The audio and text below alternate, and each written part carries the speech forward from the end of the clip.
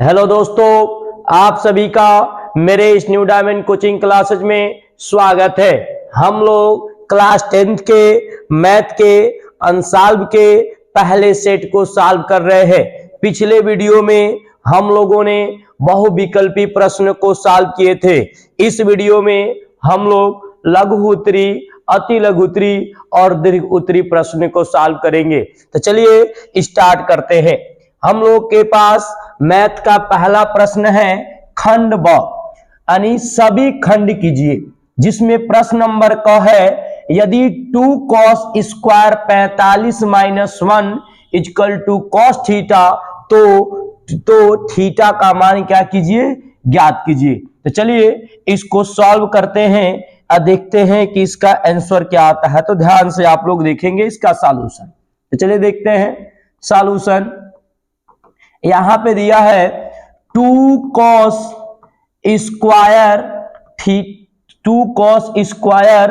45 अंश minus 1 equal to cos theta. और theta की वैल्यू कितना क्या करना है भाई, ज्ञात करना है। तो चलिए एक सूत्र हम यहां पे लगाते हैं। सूत्र क्या होता है चलिए समझते हैं। देखिए होता है cos 2 थीटा इक्वल टू होता है 2 cos स्क्वायर थीटा माइनस 1। ये सूत्र होता है 2 cos स्क्वायर थीटा माइनस 1। यहां पे देख रहे हैं जो एंगल है यहां पे आधा हो जा रहा है। सेम टू सेम यही प्रक्रिया है।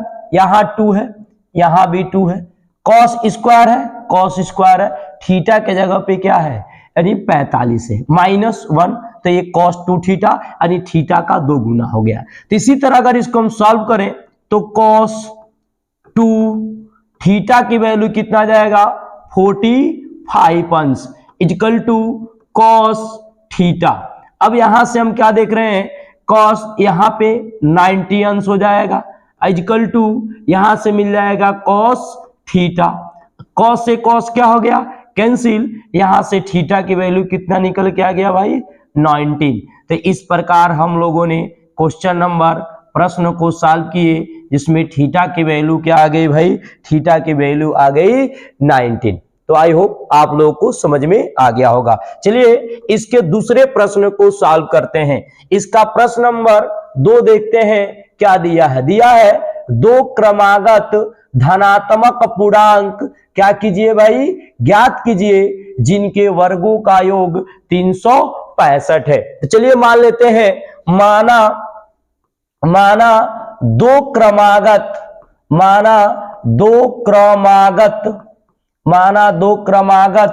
धनात्मक पूर्णांक क्या ज्ञात करना है, धनात्मक पूर्णांक। धनात्मक पूर्णांक ये तो क्रमागत मानना है, तो अगर एक x होगा तो दूसरा x प्लस क्या होगा 1 है। अगर एक x तो दूसरा x प्लस 1 है। अब लिख लेंगे प्रश्नानुसार क्या कह रहा है, इनके वर्गों का योग, इनके वर्ग करके अगर इसको योग करते हैं तो कितना आता है 365। तो चलिए वर्ग करते हैं। यहां पे पहली संख्या है x, दूसरी संख्या है x प्लस 1, इसका स्क्वायर कर देंगे और इसका योग करेंगे तो इसकी वैल्यू कितना जाएगा 365।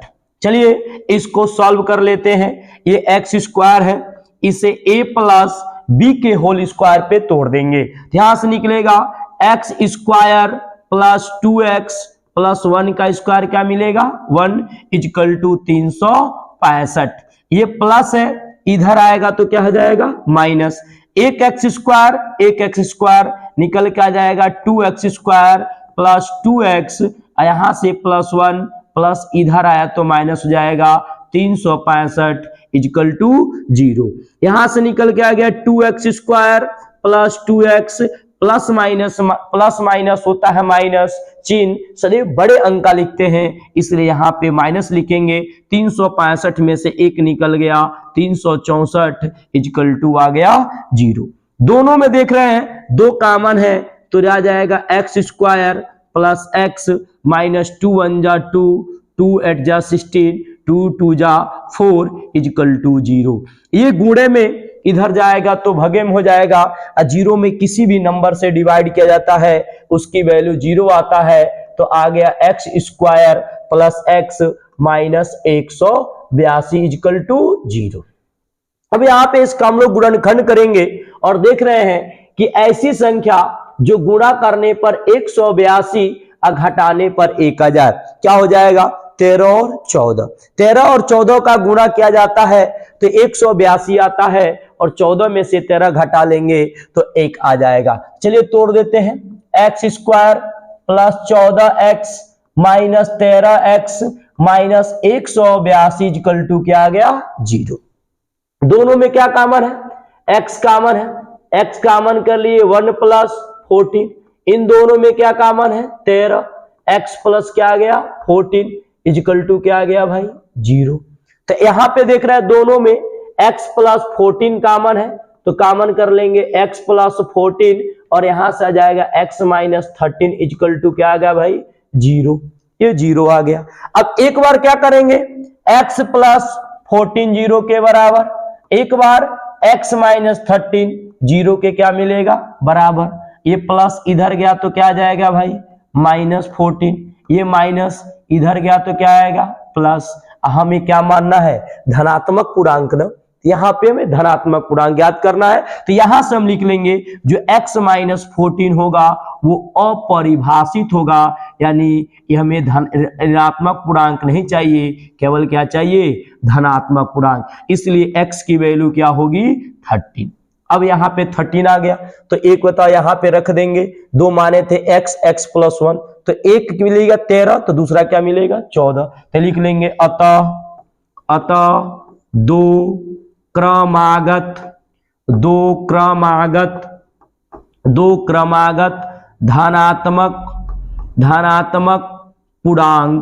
धनात्मक पूर्णांक बराबर क्या आ जाएगा, एक मिलेगा 13 तो दूसरा मिलेगा 13 प्लस 1 तो ये मिल जाएगा 13 और 13 1 क्या मिल जाएगा 14। ये हम लोगों का क्या निकल के आ गया भाई आंसर। देखिए पेपर में बच्चे बहुत गलती करते हैं, जब क्या करते हैं इसको सॉल्व करके लाते हैं x equal to minus 14 x equal to 13, तो जैसे उत्तर महला देखते हैं तो उसमें दिया रहता है 13 14, कहते हैं यही सही है, माइनस को जबरदस्ती प्लस बना दो, घर की खेती है। तो ऐसा नहीं करना है, हमें प्रश्न पे जाना है, देखना है कि दोनों धनात्मक पूर्णांक है, केवल ई अपरिभाषित हो जाएगा 13 मिलेगा, 13 को यहाँ पे इंक्लूड कर देंगे तो हमारा क्या मिल जाएगा 13 और 14। तो इस प्रकार से हम लोगों ने दूसरे प्रश्न के ख के प्रश्न को सॉल्व किए। अब हम लोग अगले प्रश्न को देखेंगे। चलिए तीसरा प्रश्न यहाँ पे प्रश्न नंबर ग दिया है, इसको भी सॉल्व करते हैं और इसको समझते। दिया है बिंदु x कामा y इतने और इतने से समदूरस्थ है। समदूरस्थ का मतलब समान दूरी पर है, तो x और y की वैल्यू क्या करनी है ज्ञात करनी है। चलिए देख लेते हैं, यहां पे मान लेंगे एक पॉइंट क्या है P है, ये P है, P जिसका नाम हम क्या देते हैं x कामा क्या जी y, दूसरी वैल्यू यहां पे क्या दे देंगे a दे देंगे, 3 कामा क्या है 6 और दूसरी वैल्यू हम इसको मान लेंगे b, इसका मान लेंगे माइनस 3 कामा 4। ये दोनों के दोनों इक्वल है, दोनों आपस में क्या है बराबर। तो हमें किसकी वैल्यू फाइंड करनी है भाई x की वैल्यू फाइंड करनी है, फिर किसकी वैल्यू फाइंड करनी है y की। तो चलिए बताते हैं, लिखेंगे ये दोनों आपस में क्या है भाई बराबर, तो लिखेंगे AP equal to BP, AP equal to BP, सूत्र लगा लें बीच के दूरी का अंडर रूट AP के लिए, ये AP है, ध्यान देखेंगे ये AP है, ठीक। इसको मान लेंगे x1 और इसको मान लेंगे y1, इसको मान लेंगे x2 और इसको मान लेंगे y2, x2 माइनस x1 का होल स्क्वायर, x2 के जगह पे क्या है x, x1 के जगह पे क्या है 3 का whole square, y2 minus y1, y2 कितना है y और y1 कितना है 6 का होल स्क्वायर इक्वल टू। अब बात करते हैं BP की, अब इसको हटाएंगे, अब BP के बारे में सोचेंगे, इसको तो x2 BP x2 y1 रख लेंगे, इसको मान लेंगे x1 और कामा बताओ क्या y1, पूरा रूट बना लेंगे, x2 माइनस x1 का whole square, x minus minus minus plus हो जाएगा 3 का होल स्क्वायर। अब यहां से क्या मिल जाएगा y2 minus y1 y minus 4 का होल स्क्वायर, ये मिल जाएगा। अब क्या करेंगे, दोनों पक्षों का वर्ग करेंगे, रूट से रूट खत्म, यानी रूट हट जाएगा। अब इसको सॉल्व करेंगे, a माइनस बी का होल स्क्वायर, ए स्क्वायर एक्स का स्क्वायर माइनस 2ab एक्स, अब बी के जगह पे क्या मिलेगा 3, अब प्लस बी का स्क्वायर यानी 3 का स्क्वायर। अब यहां पे है वाई स्क्वायर यानी ए स्क्वायर माइनस 2ab, 2a के जगह पे y, b के जगह पे 6, अब प्लस 6 का क्या स्क्वायर। अब यहां से मिलेगा x प्लस 3 का स्क्वायर, एक्स स्क्वायर प्लस 3 का square plus 2ab 2x into क्या मिलेगा 3। अब यहां से मिलेगा y square plus 4 square minus 2y into क्या मिलेगा y इंटू 4। तब इसको हम लोग सॉल्व करेंगे, देख रहे हैं एक्स स्क्वायर से एक्स स्क्वायर क्या आ जाएगा कैंसिल, वाई स्क्वायर से वाई स्क्वायर क्या आ जाएगा कैंसिल। अब यहाँ पे और कुछ कैंसिल होने वाला, 3 स्क्वायर यहाँ पे है, 3 स्क्वायर क्या आ जाएगा कैंसिल, 3 2 जा 6 माइनस मिलेगा 6, 6 2 जा 12 क्या मिलेगा y, यहां मिल जाएगा 13 6 इजकल टू 3 2 जा 6 x, 4 का स्क्वायर यहां से क्या मिल जाएगा 16 माइनस 8 का क्या y, 8 का y। अब इसको सॉल्व करेंगे, ये माइनस इधर बुला लेंगे प्लस हो जाएगा 6x माइनस इधर आया तो प्लस 6x, यहाँ पे ये माइनस इधर गया तो प्लस 12y, यहाँ पे क्या है माइनस 8y पहले से है, पहले से यहाँ पे क्या है 16, ये प्लस इधर गया तो माइनस 13 6 इजकल टू क्या आ गया 0। अब 6 6 12x, 12 में से 8 गया 4y। अब यहां पे देखेंगे प्लस माइनस क्या होगा माइनस, चिन्ह किसका लिखेंगे माइनस का, 36 में से 16 गया तो क्या बचेगा 20 इजकल टू 0। अब यहां देखिए दोनों में सब में क्या कॉमन है, सब में 4 कॉमन है, 4 3 4 जा 12 प्लस 4 1 जा 4 4 5 जा 20 इजकल टू 0। गुणे में इधर गया तो भगे में, शून्य में किसी भी वैल्यू से अगर डिवाइड करते हैं तो उसकी वैल्यू क्या आती है 0, तो यहां मिलेगा 3x plus y minus 5 equal to 0। यही क्या है x और y में क्या संबंध, सॉरी यहाँ x और y की वैल्यू नहीं ज्ञात करना था, एट x और y में रिलेशन हमें ज्ञात करना था, तो यहां पे रिलेशन क्या आ गया 3x plus y minus 5 equal to 0। तो ये हम लोगों के प्रश्न नंबर कौन सा है ग है। अब चलिए अब इसके अगले प्रश्न को सॉल्व करते हैं। नेक्स्ट प्रश्न क्या है, प्रश्न नंबर घ है, इसके सॉल्यूशन को हम लोग देखते हैं। दिया है एक लंबवृत्तीय शंकु, एक लंबवृत्तीय शंकु के आधार की त्रिज्या यानी r कितना दिया है 3.5 सेंटीमीटर, ऊंचाई कितना दिया है यानी h 12 सेंटीमीटर, इसकी तिर्यक ऊंचाई कैलकुलेट करनी है। चलिए कैलकुलेट करते हैं। तिर्यक ऊंचाई के लिए सभी को सूत्र बताया गया था, शंकु की तिर्यक ऊंचाई L equal to under root h square plus r square होता है। अब यहाँ पे h की वैल्यू कितनी है 12 का स्क्वायर, r की वैल्यू कितनी है 3.5 का स्क्वायर। अब इसको सॉल्व करते हैं, यहां पे 12 की वैल्यू की स्क्वायर कितना आ जाएगा 144, इसका स्क्वायर करेंगे तो कितना आएगा, इसका आएगा 1225, यहां दशमलव लगा लेंगे 1225, 35 का स्क्वायर होता है। अब इसको सॉल्व करेंगे, L इजकल टू एड कर रहे हैं, देखते हैं क्या होता है, 0.25 तो पहले ही लिख देंगे। अब यहां देखिए 2 4 6 1 4 5 1, अब ये भाई किसका वर्ग होता है सबको पता होना चाहिए, या कैलकुलेट करके देख लेंगे 125 का होता है। तो 125 इसका आ जाएगा 12.5 सेंटीमीटर, 12.5 सेंटीमीटर, ये इसकी कौन सी ऊंचाई भाई तिर्यक ऊंचाई। नहीं आएगा तो इसको सॉल्व भी कर लेंगे भाग विधि से, 15 6 2 5 भाग विधि से वर्गमूल निकालना सीखे होंगे आप लोग क्लास 7 में। 1 का स्क्वायर 1 1 आएगा 0, 1 1 2, यहां पे कितना आ गया 15 6। अब कितने बार में जाएगा 2 बार में, 2 यहां लिख देंगे 44। अब यहां पे क्या आ जाएगा भाई 2, यहां पे क्या जाएगा 1, यहां पे क्या जाएगा 4 2, यहां पे अब पॉइंट लगा के इसके उसको उतारेंगे 25, 5 बार में चला जाएगा। 5 5 जा 25 का 5 5 4 जा 20 और 20 टू 22, यहाँ पे 12 देख रहे हैं। टोटल क्या आ जाएगा कट जाएगा, यानी 12.5 सेंटीमीटर। तो इस प्रकार शंकु की जो तिर्यक ऊंचाई होगी वो कितनी होगी 12.5 सेंटीमीटर। आई होप आप लोगों को ये भी समझ में आया होगा। नेक्स्ट प्रश्न देखते हैं। प्रश्न नंबर दिया है निम्न सारणी से माध्य ज्ञात कीजिए। इसमें हमें क्या कैलकुलेट करना है माध्य। चलिए माध्य हम लोग ज्ञात करते हैं। चलिए सॉल्यूशन देखते हैं माध्य इसका क्या है। सबसे पहले यहां पे क्या दिया है वर्ग अंतराल, लिखेंगे वर्ग अंतराल, वर्ग अंतराल ये दिया है, वर्ग अंतराल दिया है। इसके बाद क्या दिया है वर्ग अंतराल, ये इसके बाद दिया है बारंबारता, बारंबारता, बारंबारता जिसको हम लोग f कहते हैं। इसके बाद हम लोग क्या कैलकुलेट कर लेंगे x, x कैलकुलेट कर लेंगे, यहां से x कैलकुलेट कर लिए। x के बाद अगर हम चाहें तो कैलकुलेट कर सकते हैं, बताओ क्या d, जो क्या होता है x माइनस a होता है।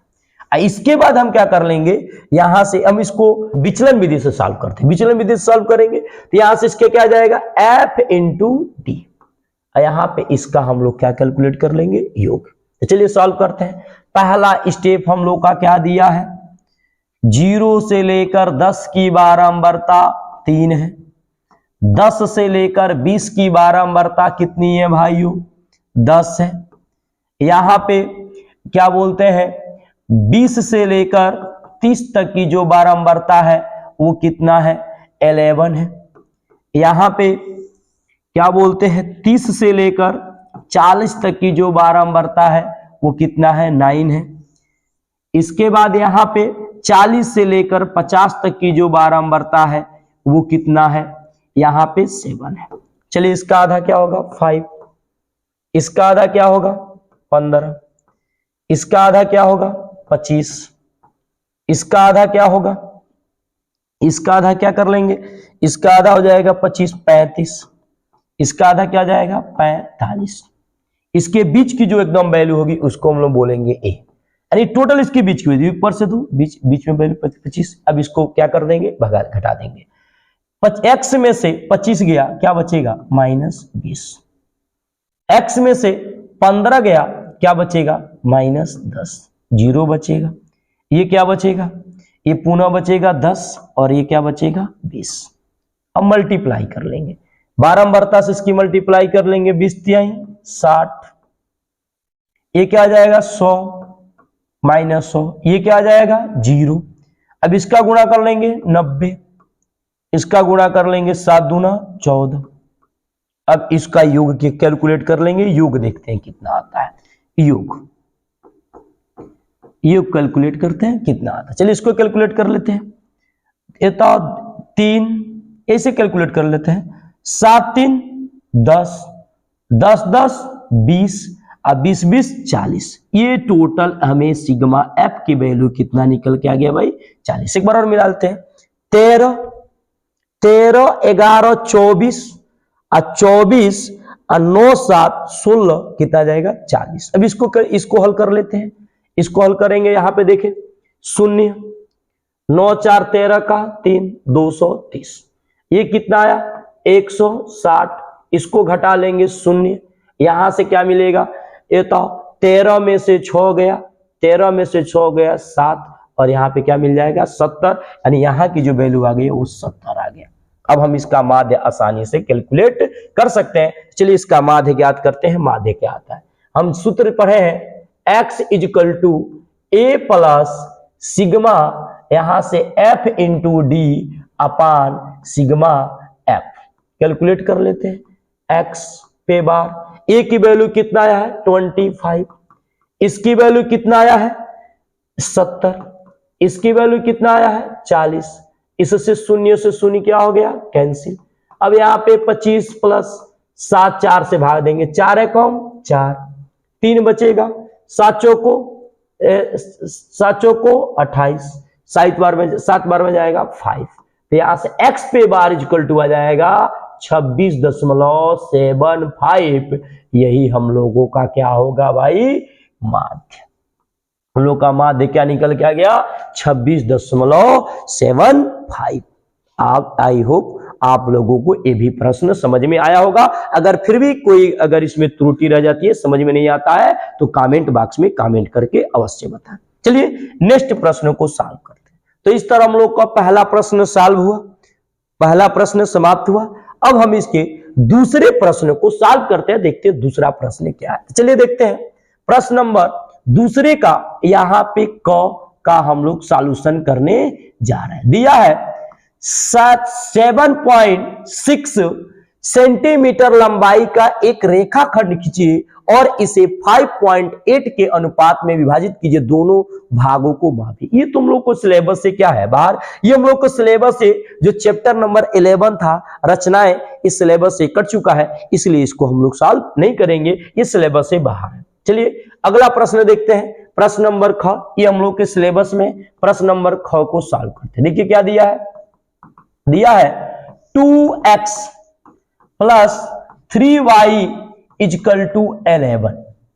इसके बाद क्या दिया, 2x minus 4y equal to -24 दिया है। तो कह रहा है ये था 24 और इसमें एक, इससे एक काम, इसमें सॉरी, इसमें क्या पूछा है, m पूछा है। यहां पे हम देखिए m हिंदी में लिख दिए हैं, यहां पे m रहेगा। इसमें m का वह मान ज्ञात कीजिए जिसके लिए क्या है, सत्य है।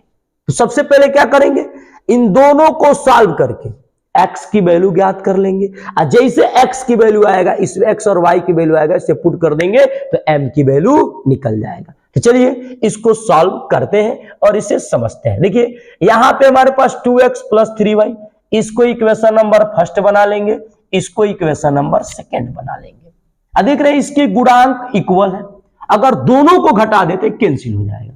तो लिख लेंगे समीकरण 1 माइनस 2 से, समीकरण 1 माइनस 2 से 2x plus 3y equal to 11, 2x minus 4y equal to -24, यहां पे 11 है। अब इसको घटा लेंगे, प्लस, इसको क्या करना, घटाना, प्लस है तो माइनस, माइनस है तो प्लस, ये माइनस है तो प्लस, ये हो जाएगा कैंसिल।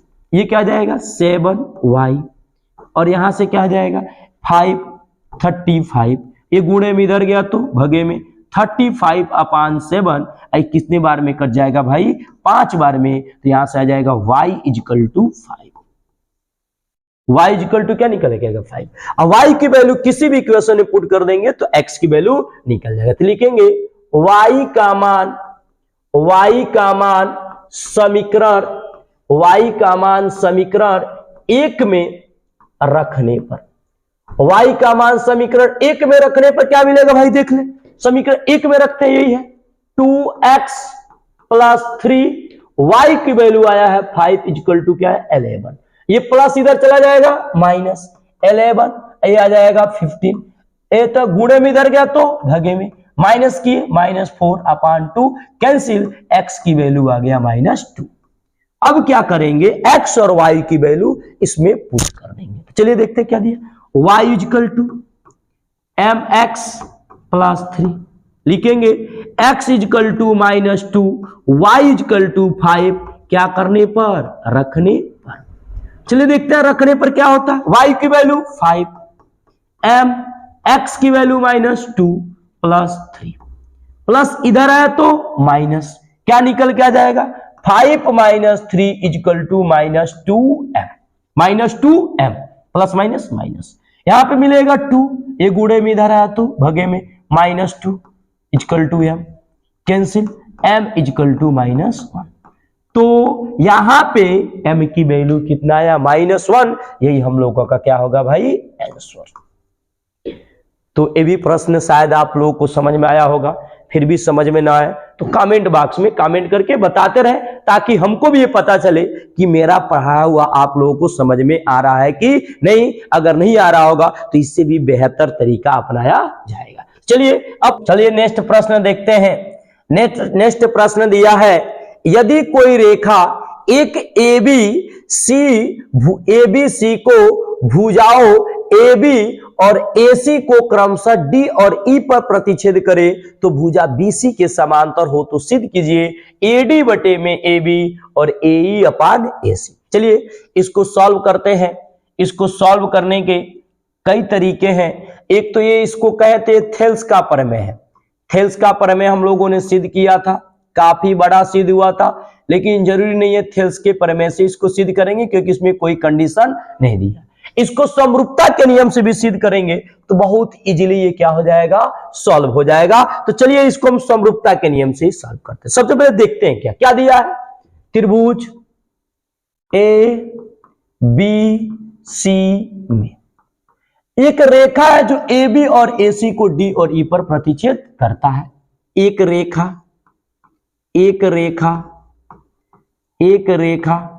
क्या करता है ये बता। एक रेखा AD व AC को क्रमशः D व E पर प्रतिच्छेद करता है। D व E पर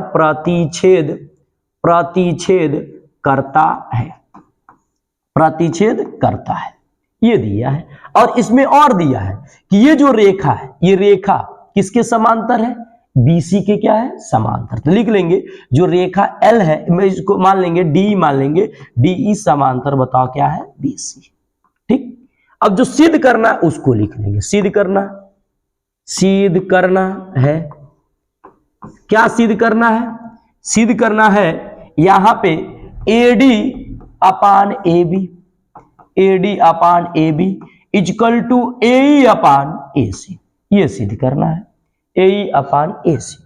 इसको देखिए पहले फिगर के माध्यम से समझते हैं। एक यहां पे हम शेप ले लेते हैं ट्रायंगल का, ट्रायंगल यहां पे ले लिए, ये ट्रायंगल ले लिए। अब इसमें समझते हैं, ये एक ट्रायंगल है जिसका नाम क्या है, ये A है, B है और C है। एक रेखा है जो AB, ये AB है और BC को कहां पे प्रतिच्छेद करती है, D और E पे। ये दोनों आपस में क्या है, पैरेलल है, यानी समांतर है। तो सिद्ध करना है AD बराबर AD बटे में AB, AE बटे में AC, ये सिद्ध करना है। तो चलिए इसको सिद्ध करते हैं। इसको सिद्ध करने के दो तरीके, एक थेल्स का प्रमेय जो सिद्ध करे उसी को सिद्ध कर दे तो आ जाएगा, वो बहुत लंबा पड़ेगा। एक समरूपता के नियम सिद्ध करे तो बहुत इजीली सॉल्व हो जाएगा। चलिए इसको सॉल्व करते हैं। यहां पे लिखेंगे उपपत्ति। उपपत्ति में क्या लिख लेंगे, लिख लेंगे ट्रायंगल। यहां पे लिख लेंगे ट्रायंगल, जो सिद्ध करना उसी को ले लेंगे। ट्रायंगल ADE तथा दूसरा ट्रायंगल लिख लेंगे तथा ट्रायंगल ABC में, ये दो ट्रायंगल दिए। इसमें सबसे पहला काम देखें कि ये दोनों क्या है, उभयनिष्ठ है, दोनों के लिए है। ABC में भी है, ADE में, ये दोनों के लिए एंगल है, तो लिख लेंगे उभयनिष्ठ कोण। तो लिखेंगे कोण A बराबर कोण A। ये क्यों बराबर है भाई, ये जरूर लिखेंगे, उभयनिष्ठ कोण। इसका नाम क्या है, उभयनिष्ठ कोण है, इसलिए दोनों आपस में क्या है, बराबर है। और क्या बराबर है देखें, यहां पे हम जानते हैं कि DE समांतर BC, कहां से, तो दिया है। अभी मैंने बताया यहां पे क्या किया है, दिया है, तो लिख लेंगे दिया है। क्या किया है, दिया है। अब दिया है तो जब समांतर है तो यह कोण इस कोण के बराबर होगा, किस नियम से, संगत कोण के नियम से। यह कोण भी इस कोण के क्या होगा, बराबर, किस नियम से, संगत कोण से। चलिए लिख लेते हैं, लिखेंगे ADE, कोण ADE बराबर किसके होगा, इसके ABC, कोण ABC। इसके बाद क्या होगा, AED, लिख लेंगे कोण AED बराबर, इसका नाम क्या होगा, ACB। किस रूल से, ये संगत कोण है, तो लिख लेंगे संगत कोण। सॉरी यहाँ पे गलती लिखा गया, लिखेंगे संगत कोण, जानबूझ के लिखे थे ताकि आप लोग देख रहे हैं कि नहीं, लिखेंगे संगत कोण, संगत कोण, ये संगत कोण है। अभी आप लोग क्लास में रहते तो बहुत चिल्लाते सर गलत हो गया, सर आप गलत पढ़ा, लेकिन हम जानबूझ के लिखे कि आप लोग इसे ध्यान दें। देखिए ये ऐसे दिया है। अब यहाँ पे हम क्या लिखेंगे, ट्रायंगल, यहाँ पे ये बताओ तीनों एंगल बराबर है, तीनों एंगल बराबर, तो कौन सा रूल लगेगा, एंगल एंगल ना, लिखेंगे एंगल एंगल एंगल समरूपता से, एंगल एंगल समरूपता से क्या आ जाएगा भाई, ट्रायंगल ए डी ई समरूप ट्रायंगल ए बी सी। सबको पता है कि जब दो त्रिभुज समरूप होते हैं तो उनके संगत भुजाओं का अनुपात आपस में क्या होता है, बराबर। तो ये बताओ ए डी, इसके संगत क्या है, ए बी, तो लिख लेंगे ए डी बटे में क्या होगा, ए बी, इक्वल टू क्या मिलेगा, ए, अब बटे में क्या, ए सी, तो मिल गया क्या, ए सी। यही हम लोगों को क्या करना था भाई, प्रूफ करना था, तो ये हम लोगों का क्या हो गया, प्रूफ्ड हो गया। आई होप आप लोगों को ये बात समझ में आई होगी, ये प्रश्न समझ में आया होगा। चलिए अब इसके नेक्स्ट प्रश्न को सॉल्व करते हैं। नेक्स्ट प्रश्न यहां से गायब है, नेक्स्ट प्रश्न इसमें दिया नहीं है, ये तो इसके ये भी प्रश्न इसमें, हाँ यहां पे दिया है घ प्रश्न, घ प्रश्न को सॉल्व किया, अब हम लोग पढ़ेंगे घ। अब घ प्रश्न क्या है, चलिए सॉल्व करते हैं। लिखेंगे सॉल्यूशन, कह रहा है एक भिन्न 1/3 हो जाता है, एक भिन्न है वो 1/3 हो जाता है जब उसके अंश से एक घटाया जाता है, उसके अंश से एक क्या करते हैं, घटा लेते हैं। अब फिर कह रहा है और वह 1/4 हो जाता है जब हर में 8 जोड़ दिया जाता है, तो भिन्न ज्ञात करना है। बहुत ही मजेदार बात, वो भिन्न हमें कैलकुलेट करना है। लिखेंगे माना भिन्न, माना भिन्न का अंश, भिन्न का अंश मान लेंगे कितना, x, भिन्न का अंश कितना मान लेंगे, x, तथा भिन्न का हर, भिन्न का हर क्या मान लेंगे, y, कुछ भी मान सकते हैं, ऐसे x को छोड़ के कुछ भी मान ले वहां पे। अब यहां पे मिल जाएगा भिन्न बराबर होता अंश बटे में हर, अर्थात x बटे में क्या, y।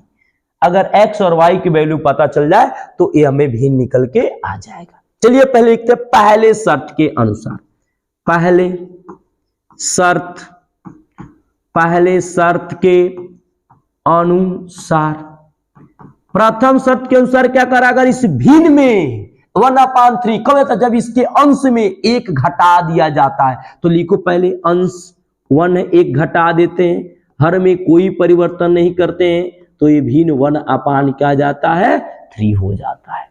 अब इसका क्रॉस मल्टीप्लाई कर लेंगे, मिल जाएगा 3x - 1 = y, y निकल के आ जाएगा। इसको यहाँ पे सॉल्व कर लेंगे, इसको इक्वेशन नंबर 1 ही बना देगा, इक्वेशन नंबर क्या बन गया, 1।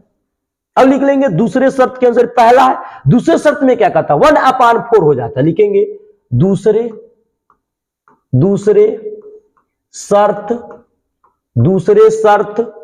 के अनुसार, दूसरे शर्त के अनुसार क्या हो जाएगा, यहां पे हम दूसरे शर्त के अनुसार 1/4 तक, कब, जब हर में 8 जोड़ दिया था, तो x है, अंश है, हर क्या है 8, जब इतना जोड़ देते हैं तो क्या मिलता है भाई, मिल जाता है 1/4, ये मिल जाता है।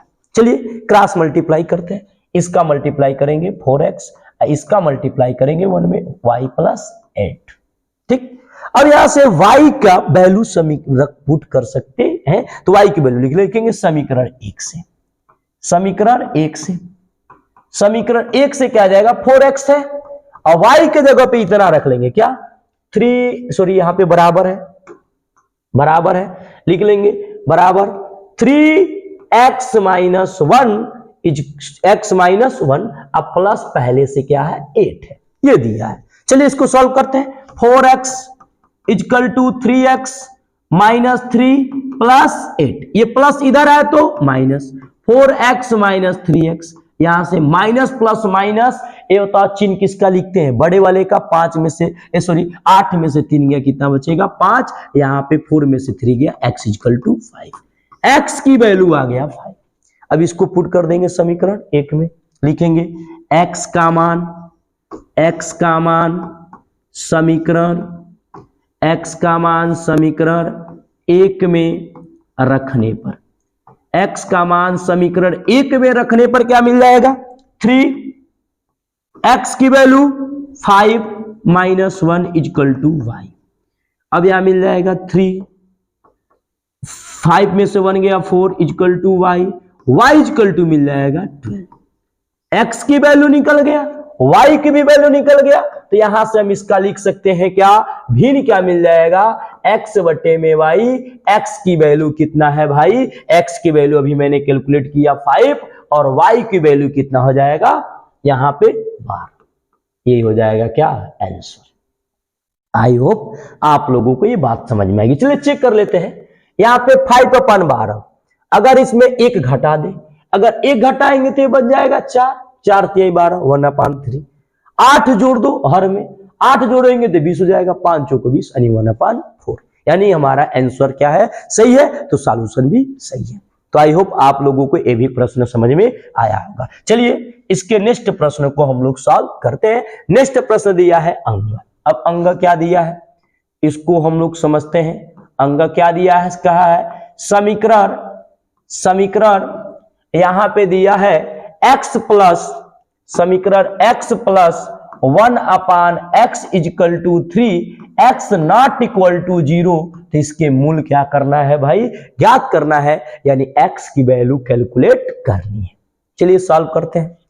इसको हम बटा में 1 कर लेंगे, दोनों का एलसीएम क्या हुआ x, इसका मल्टीप्लाई इसमें करेंगे x स्क्वायर, यहां पे क्या मिलेगा 1 इक्वल टू मिलेगा 3, भगे में इधर गया तो गुणे में, x square plus 1 equal to 3x, ये प्लस इधर आएगा तो minus, x square minus 3x plus 1 equal to 0, इतना दिया है।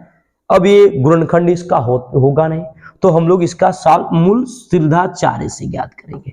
और सीधा 4 का सूत्र हम लोग क्या पढ़े हैं, x equal to minus b plus minus under root b square minus 4ac upon 2a, इससे सॉल्व करेंगे। यहां पे देखें a की वैल्यू कितना है, a की वैल्यू यानी x के जगह पे यानी 1 है, b की वैल्यू कितना है -3 है, c की वैल्यू कितना है 1 है, c की वैल्यू है 1।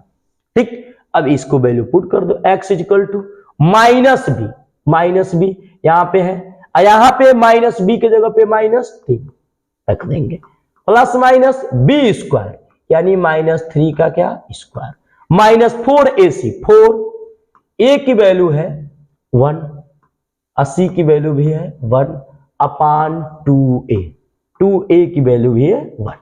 सॉल्व कर लेंगे, x equal to minus minus plus, plus minus under root 3 का स्क्वायर 9 माइनस क्या मिलेगा 4 अपान 2। अब इसको सॉल्व कर लेंगे, x equal to 3 plus minus under root 5 upon 2, यही क्या होगा x की वैल्यू, यही हो जाएगा हम लोगों का क्या भाई आंसर। तो ये हो गया क्या, इसके मूल यानी इस समीकरण के मूल ज्ञात करने थे। तो आई होप ये भी प्रश्न आप लोगों को समझ में आया होगा। चलिए अब इसके नेक्स्ट प्रश्न को सॉल्व करते हैं। यहाँ पे नेक्स्ट प्रश्न च दिया गया है, दी गई बारंबारता सारणी की माध्यिका दिया है और x और y क्या करना है ज्ञात करना है, जबकि कुल बारंबारता कितनी है भाई 60 है। चलिए इसको भी सॉल्व करते हैं, देखते हैं क्या होता है। सबसे पहले इसके सॉल्यूशन करते हैं। तो सबको पता है कि इसका जब सॉल्यूशन करते हैं माध्य ज्ञात करने के लिए, यहाँ पे देख माध्य ज्ञात करने के लिए तो इसको सॉल्व करना पड़ता है, इसके लिए तालिका बनानी पड़ती है। तो चलिए लिखते हैं वर्ग अंतराल, यहां पर लिखेंगे वर्ग अंतराल, वर्ग अंतराल, एक कॉलम वर्ग अंतराल का बना लेंगे। ठीक, यहां तक जाएगा। एक हम लोग बना लेंगे बारंबारता की, बारंबारता की, एक हम लोग कॉलम बना लेंगे संचयी बारंबारता की, संचयी बारंबारता, संचयी बारंबारता, ये संचयी बारंबारता निकल के आ जाएगा, ये संचयी बारंबारता। ये कॉलम मैंने बना लिया। यहां पर देख लेंगे माध्यक दिया हुआ है, माध्यक कितना दिया हुआ है 28.5, और जबकि कुल बारंबारता है यानी एफ की वैल्यू दिया है, समेशन एफ की वैल्यू दिया है 60, तो हमें एक्स और वाई की वैल्यू क्या करनी है, कैलकुलेट करनी है। एक्स और वाई की वैल्यू चाहिए। चलिए सॉल्व करते हैं। ये 0 से लेकर कहां तक है 10, ये कहा 10 से लेकर कहां तक है 20, यहां पे क्या दिया है एक्स, इसकी वैल्यू पहली वैल्यू दे दिया है एक्स। ये संचयी बारंबारता है। सॉरी ये तो मिस्टेक कर गए हम लोग, दोनों एक ही साथ लिखते चल गए। ऐसे करेंगे तो बहुत अच्छे से सॉल्व करेंगे, अब पहला नंबर पाएंगे बोर्ड एग्जाम में, इसीलिए ऐसे सॉल्व नहीं करेंगे। फिर से देखिए कैसे सॉल्व करेंगे। देखिए 0 से लेकर 10, इसकी बारंबारता कितनी है 5, इसके बाद क्या 10 से 20, इसकी बारंबारता है x, इसके बाद क्या है 20 से 30, इसकी बारंबारता कितनी है भाई 20, इसके बाद क्या है 30 से 40, 30 से 40, इसकी बारंबारता है 15, इसके बाद क्या है 40 से 50, इसकी बारंबारता क्या है y, इसके बाद क्या 50 से 60, 50 से 60, इसकी बारंबारता कितनी है, इसकी बारंबारता है 5। ये दिया है इस तरह से। अब इसको सॉल्व करेंगे। पहले संचयी बारंबारता सबको आता होगा 5, अब ये क्या जाएगा 5 में x जोड़ देंगे तो x प्लस 5, अब यहाँ पे x प्लस 5 प्लस 20 ऐड करते जाते हैं हम लोग बाद वाले, इक्वल टू कितना जाएगा x प्लस 25 आ जाएगा। अब यहां से क्या जाएगा ये x प्लस 25 प्लस क्या जाएगा 15 इक्वल टू x प्लस क्या जाएगा 40। अब x प्लस 40 यहां पे y है तो y लिख लेंगे, अब प्लस 40, अब इसको भी ऐड कर लेंगे, यहां पे हो जाएगा x प्लस y प्लस ये 5 जोड़ लो तो क्या जाएगा 45, ये निकल के आ गया। ठीक, ये निकल के आ गया। अब यहां पे इसका टोटल योग दिया है 60, टोटल योग कितना दिया है 60। चलिए पहले ये भी लिख लेते हैं। यहां पे क्या दिया है x, तो हम लोग x लिख लेंगे, पहले y है तो हम y की भी वैल्यू पुट कर लेंगे, y की वैल्यू पुट कर, अब इसको ऐड करो 5 20 25, 25 15 40, 40 5 45, तो इसकी वैल्यू टोटल आया कितना 45।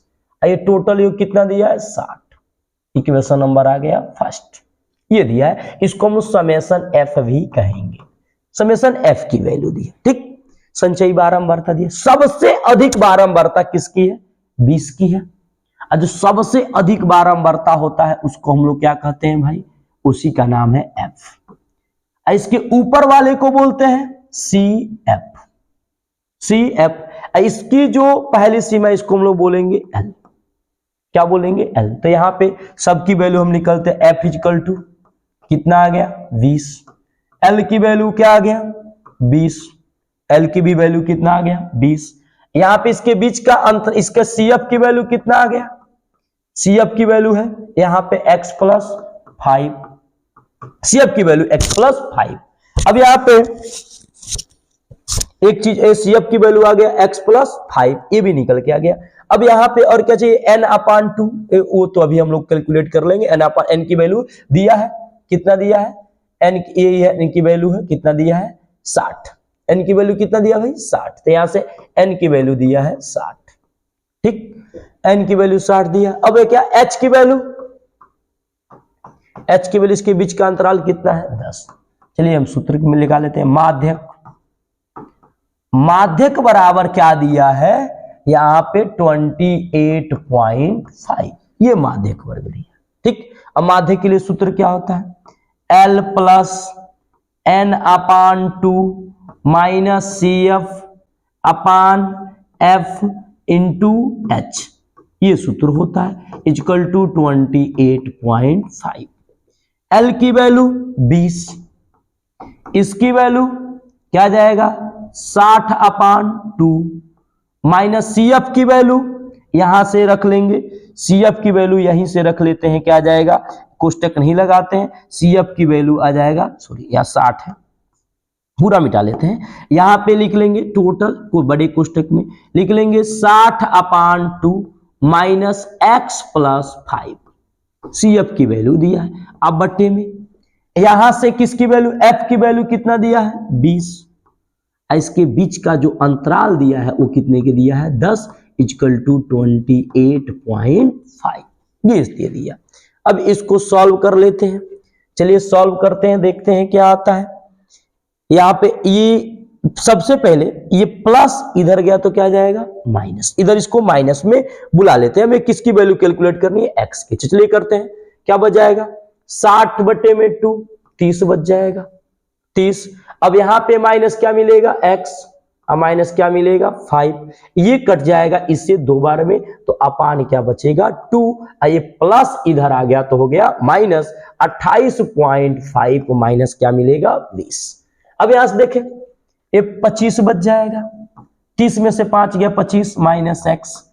यहां पे इससे 20 से क्या करेंगे घटा देंगे तो क्या बचेगा 8.5 इंटू 2 ये मिलेगा 25 माइनस एक्स, 2 पच्चे 10 का 0, 2 8 16 क्या मिलेगा 17 दशमलव। अब ये प्लस इधर आया तो माइनस, सॉरी ये क्या जाएगा प्लस 25, ये माइनस 17 इक्वल टू माइनस इधर गया तो प्लस 25 में से 17 गया क्या मिल जाएगा 8, यानी x की वैल्यू कितना निकल के आ गया 8। यहां पे लिख लेंगे x बराबर 8 आ गया। अब इसकी वैल्यू समीकरण नंबर 1 में पुट कर देंगे, किसकी मान में निकल जाएगा y का। तो लिख लेंगे यहां पे x का मान समीकरण x का मान समीकरण 1 में क्या करने पर रखने पर, x में क्या करने पर रखने पर, तो इसमें रखेंगे तो क्या निकल के आ जाएगा देखिए x की value 8 plus y plus 45 equal to क्या मिलेगा 16, y 16 45 8 क्या मिलेगा 53, y की वैल्यू कितना आ गया भाई 7। तो हम यहां पर लिख सकते हैं अतः x की वैल्यू 8 y की वैल्यू क्या मिल जाएगा 7। यही हम लोग का क्या हो जाएगा आंसर। तो इस तरह आज हम लोगों ने दूसरे प्रश्न के 6 तक के प्रश्न को सॉल्व किए। अब इसमें तीसरा, चौथा और 5वें प्रश्न बचा है जिसका सॉल्यूशन हम लोग नेक्स्ट वीडियो में सॉल्व करेंगे। अगर ये आपको वीडियो अच्छी लगती है तो लाइक शेयर और सब्सक्राइब जरूर करें। अगर इसमें समझने में किसी प्रकार की कोई समस्या होती है तो कमेंट बॉक्स में कमेंट करके अवश्य बताएं। तो चलिए अब इसके हम क्या करते हैं, इसका स्क्रीनशॉट सभी लोग ले लीजिए ताकि लिखने में आसानी है। इसको ले लीजिए।